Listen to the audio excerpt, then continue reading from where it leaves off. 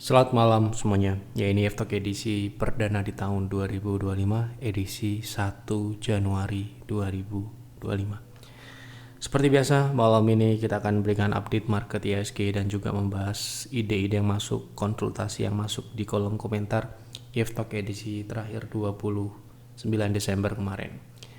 Tidak terlalu banyak karena mungkin masih dalam suasana libur ya. Masih banyak yang masih berlibur ya. Kita akan bahas apa yang ada di kolom komentar ya. Jadi silakan apabila Anda yang ingin Anda konsultasikan di kolom komentar, silakan tulis di kolom komentar saham apa yang menarik untuk dibahas di F-Talk selanjutnya, berikan keterangan, berikan penjelasan.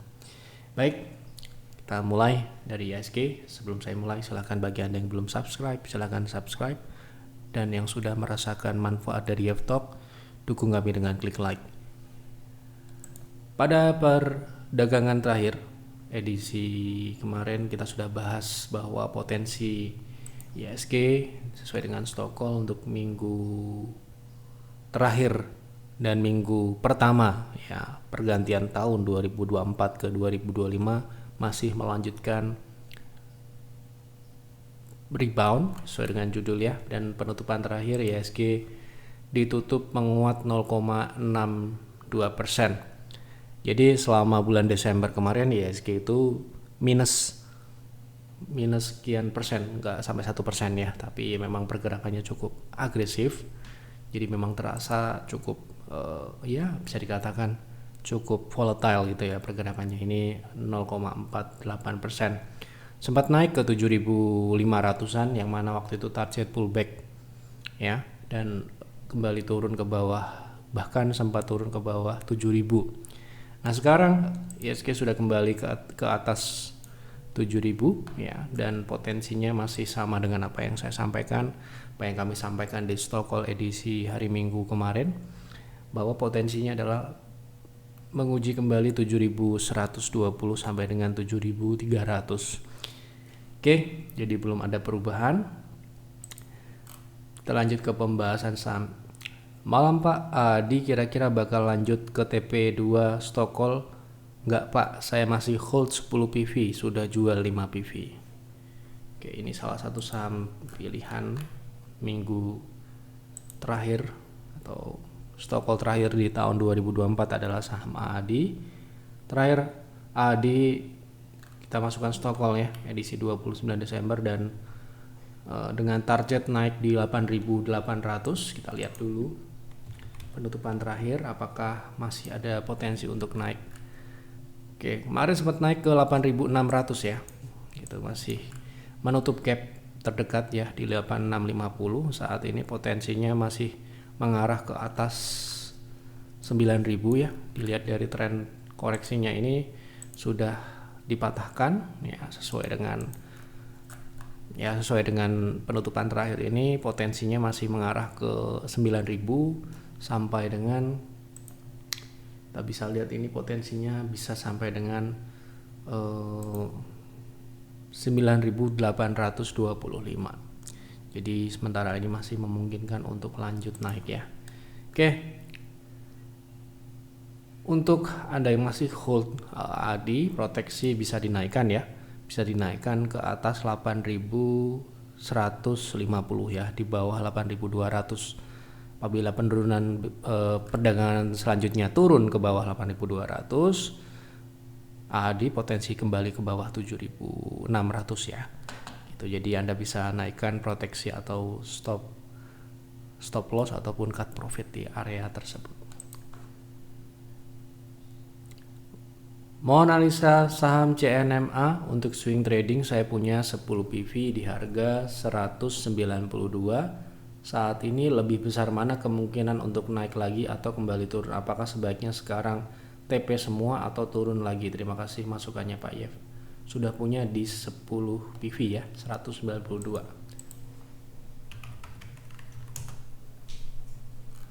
Oke.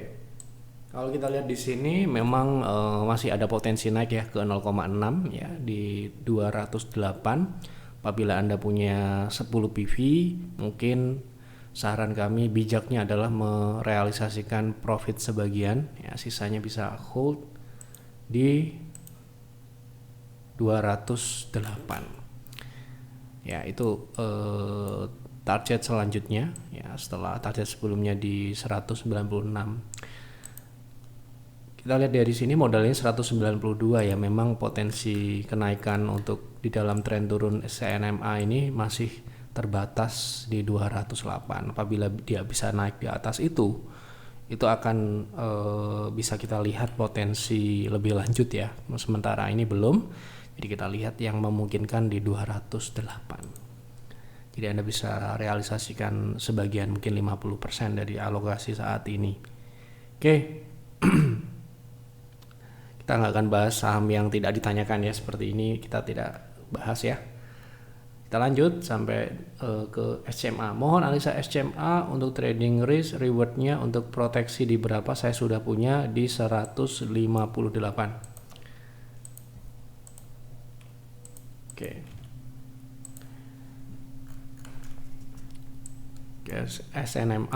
SCMA ya sudah membentuk higher low di 153, itu adalah proteksinya ya. Itu. Kemudian untuk target ya, karena terakhir dia membentuk higher low, ada potensi untuk naik setidaknya ke level yang sama ya, atau ke level ekstensi. Ya, ini TP-nya adalah 196. Jadi misalkan Anda sudah punya di 150-an gitu ya, TP terdekatnya ada di 180 untuk swing ya, dan lanjutannya di 198. Adapun ekstensi atau level lanjutan saham ini untuk swing, momentum swing, karena ini membentuk higher low, jadi memungkinkan saham ini untuk membentuk sebuah ekstensi di atas 220 ya, 224 itu adalah mungkin TP ya secara maksimal, secara teknikal di situ ya, secara teknikal di area 226. Oke. Pak Yap, tolong bahas TPMA swing gimana potensi dan arahnya kemana.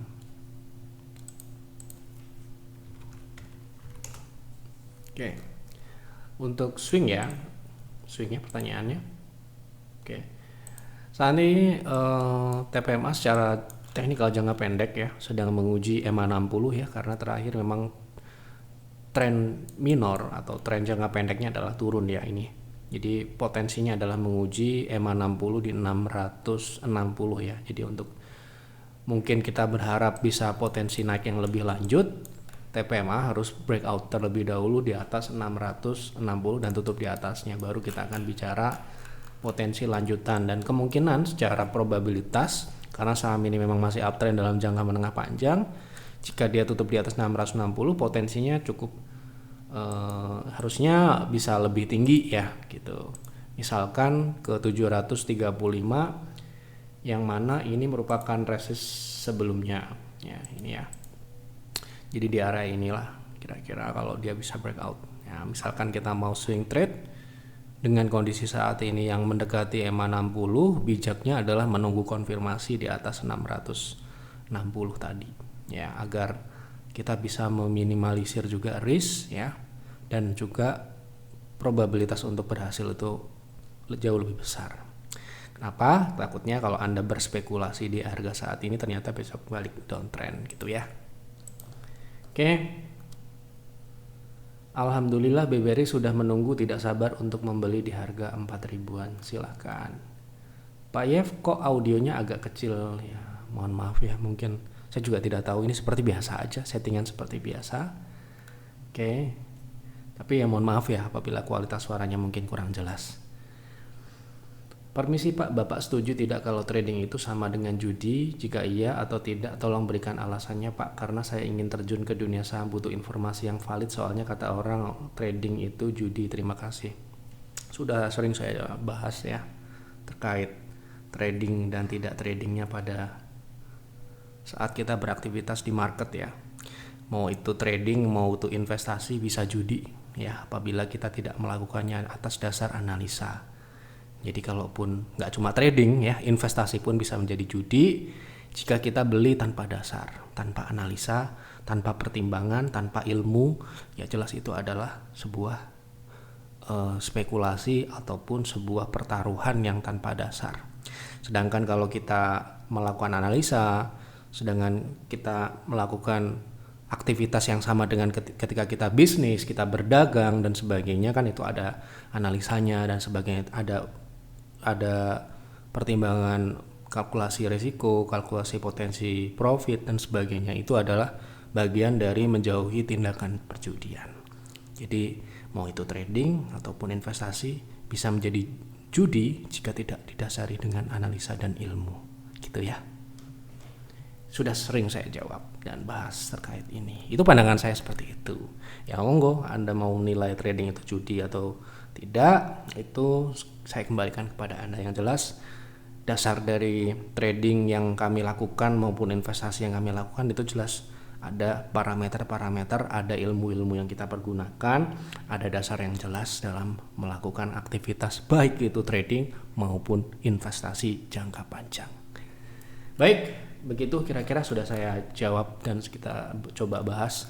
Semoga dapat bermanfaat untuk penonton Yift Talk. Semoga di tahun 2025 ini kita diberikan keberuntungan, ya, usaha-usaha yang kita lakukan diberikan keberkahan, keberuntungan lebih baik daripada tahun-tahun sebelumnya, tahun 2024, tahun-tahun sebelum-sebelumnya. Kita diberikan banyak keberhasilan, ya, pencapaian seperti apapun tahun 2025, kita harus memang berpikir positif dengan menjalani terus-menerus secara konsisten, menjalankan strategi dengan baik, ya. Hanya itu saja yang bisa membuat kita berhasil dan menjadi lebih baik, gitu ya. Baik, terima kasih untuk penonton Yift Talk malam ini. Terima kasih untuk Bapak Ibu yang sudah memberikan ide. Silahkan tulis kembali di kolom komentar. Kita akan bahas di Yift Talk selanjutnya ya. Selamat malam dan selamat beristirahat.